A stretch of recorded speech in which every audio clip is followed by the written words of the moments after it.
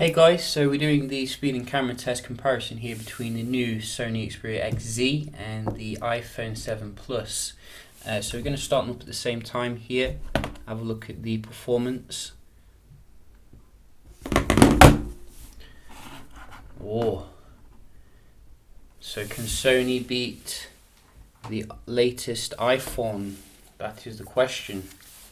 Both of them fully up to date, and we are going to be looking at the low light performance primarily when it comes to the camera, because that's the area where Sony needs the most improvement.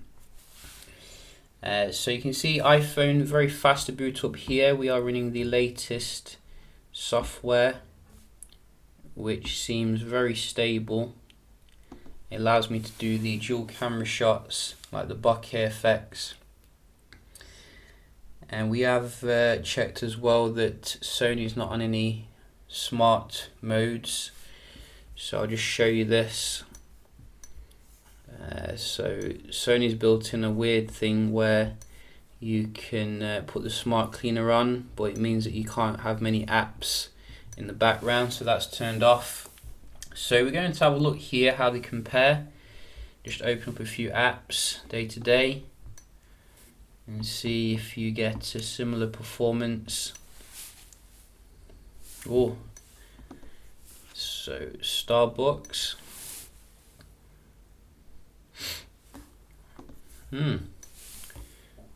Bit back and forth so far. That was the iPhone. Similar. And we have the camera. iPhone again. Sony always a little bit slow when it comes to the camera for some reason.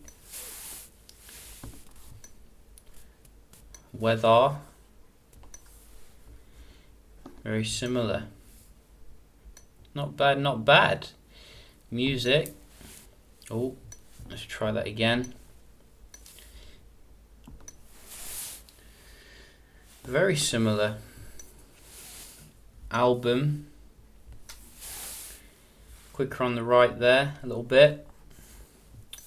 Let's open up some games, see how the memory management is. We do have Mortal Kombat.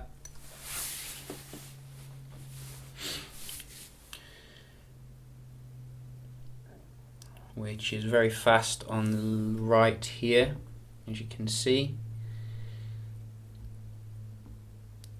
And we're still waiting on the Sony. I'm not going to wait for it because if I do, then the video will go on for too long. Oh, we got this weird thing. So we'll just get rid of that. Sometimes Mortal Kombat does actually do that, which is annoying. Dead trigger.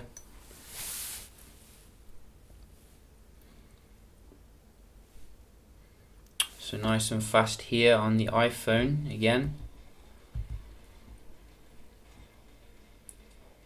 Straight in there. And we do have something else. Angry Birds 2.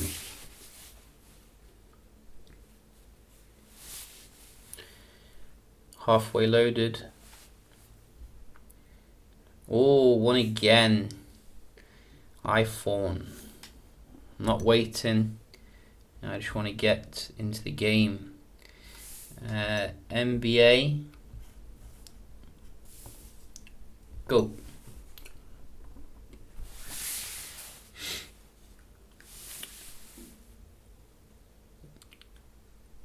Apple. Apple. So quite similar for that one, but I think maybe the iPhone did just pip Sony there when it came to most of them. So, you know, that is very nice if you are on the iOS ecosystem. We're going to have a look at the Wi-Fi speed.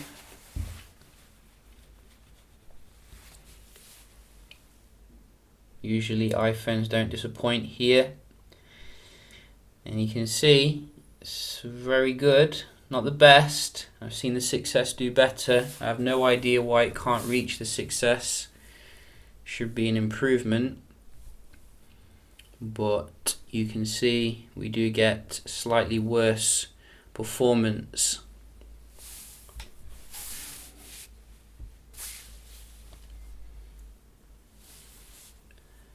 Sony, wow, you can see Sony's won this again. Very nice. That's what I like to see, performance. This is the real Sony X performance, not that other one. Much better when it comes to the upload as well. Very nice. How does this translate into real world performance? We're going to have a look here. So we can just go to Guardian,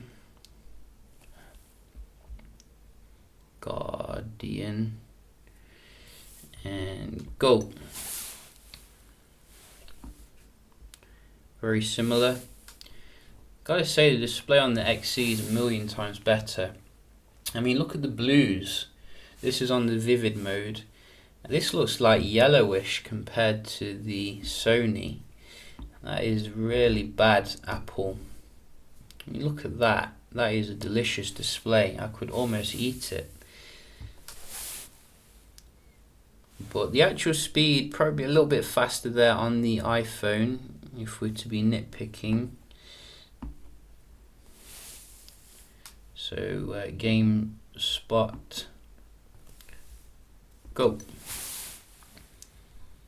And again, a little bit slower here.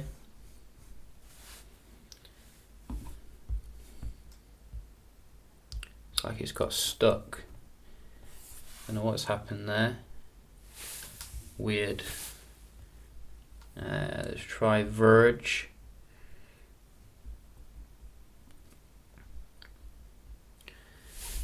And go. So maybe the iPhone with the web browsing in terms of the real world, you know, can't fault it. Just can't fault it. But I'm going to give the Sony a nod when it comes to the actual screen quality. I mean, the display is stunning, really. Probably the best IPS I've seen. So we're going to have a look at the multitasking and then have a look at the camera. So the multitasking, as I said, the smart thing is turned off. And we're going to see if it can handle 3 gigs of RAM here, or did it need the 4 gigs of RAM, which is usual for high-end Android nowadays. Starbucks. So far it seems to be doing quite well. A tad bit of a delay sometimes, but most of the time very good. Camera, a little bit faster on the iPhone for the camera still. I think Sony could work on that. Let's try some stuff here. Album. So let's try a game. Angry Birds. Oh. So I'm not sure if that was a reload. It probably wasn't. I think it was just going back to where it was loaded. So, you know, not a problem. Not a problem. Much better performance here. Oh, I spoke too soon. That's what happens when I speak too soon. We do have a reload. So the iPhone goes in front here, unfortunately, for us Sony fans. And let's go to Dead Space. Oh, straight back in there. Very nice. So you can see the multitasking is very good here, if not perfect. Not perfect, that's what I mean. You know, it's very good overall. The iPhone is slightly better though, on 3 gigs of RAM, probably because of the iOS, which is very you know, optimized and all that. So we're going to have a look here at the camera. How do they compare here? Sony's going with the 23 megapixel versus the the iPhones, which is 12 megapixel. And I gotta say, I think day to day I prefer the Sony, and I'm not saying that out of bias. I truly do prefer the Sony day to day. I mean, look at the difference here on this flower picture. I mean, the difference is stunning if you ask me. This was taken using the auto 20 megapixel widescreen mode. Not only can you get more detail in the shot because it's widescreen, but the actual like pinkness of the flower just looks so much more lively compared to the slightly washed out kind of tone on the iPhone. And you know, I think generally out of all of the kind of good light shots I did take, I definitely preferred the Sony's results here. You can see with these coins. But in terms of the good light, the low light, that's where things I think turn a bit more towards the iPhone. It has got the 1.8 aperture.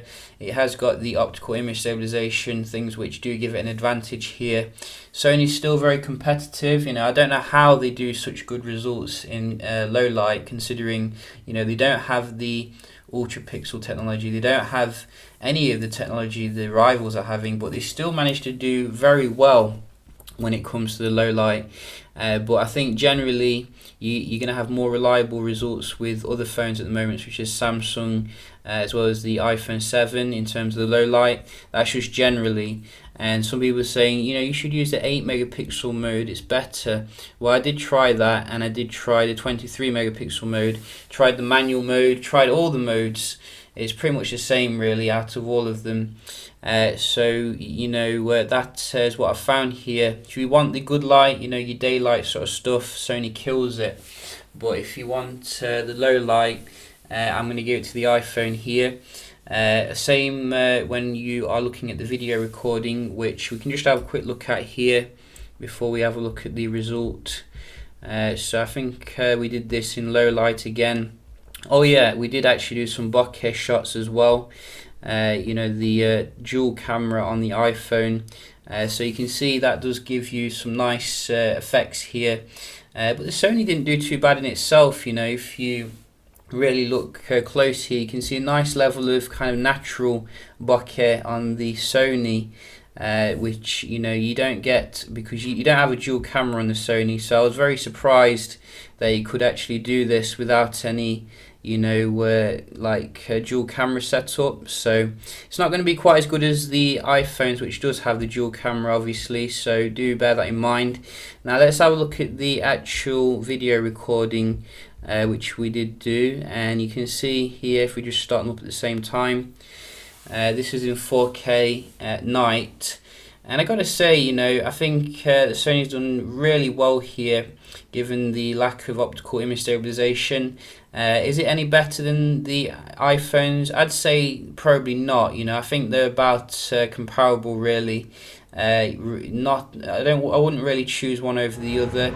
Maybe the iPhones is a little bit brighter compared to the Sony's, but the Sony's obviously has the very nice the stabilization steady shot feature, and you do get a lot more modes as well when it comes to the Sony. So you know, if you want to put on different effects, you can do, whereas you're a bit limited on the iPhone what you can do. So you know, I think they're both very strong in the night at the end of the day. I think Sony could work on a little bit, making it a bit more steady when you're zooming in. I did notice a little bit of judder, but the focusing is really amazing. It has the predictive autofocus. Obviously, I don't think the iPhone does have that technology, so it can predict where, you know, moving objects are going to be going and focus on them. So yeah, you know, I think that about summarizes it here when it comes to these two phones. You can see quite a mix when it comes to the performance day to day, which I think is very admirable of Sony, given that the phone is half the price, literally half the price here of the iPhone 7 Plus with the 256 gig storage. You do get some advantages with the Sony as well that we need to talk about, such as the physical shutter button. You know, very nice here if you don't want to get the screen dirty and you want a proper photography experience. You also get a much better display in my opinion. You know, that curved glass with the IPS I mean, it's absolutely gorgeous, this display. Also, I think you get the high res support through the headphones. You know, a lot of people are looking for that. Waterproofing, both of them come with that now, and a fingerprint scanner for some markets on the right of the phone. So, you know, there are definitely some things here to consider, like removable storage as well. I would like to have seen a 256 gig model maybe of the Sony, or even 128 gig. But generally, I'm very impressed with the device and would wholeheartedly recommend it, especially if you're a Sony fan. This is the one you've been waiting for.